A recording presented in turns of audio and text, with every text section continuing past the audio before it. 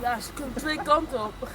Ja. Ook wel weer logisch, want er kunnen mensen daar... De Meppen zit eerst op de verkeerde trek, maar er komt nog toch geen trein meer langs.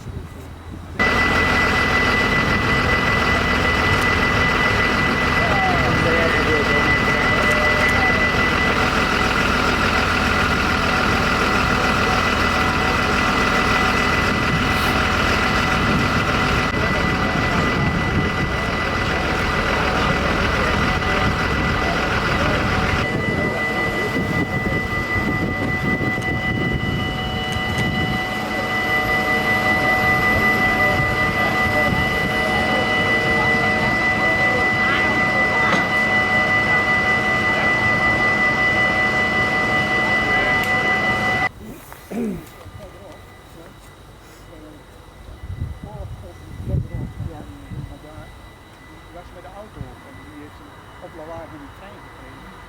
En de arts vertelde me dat nog.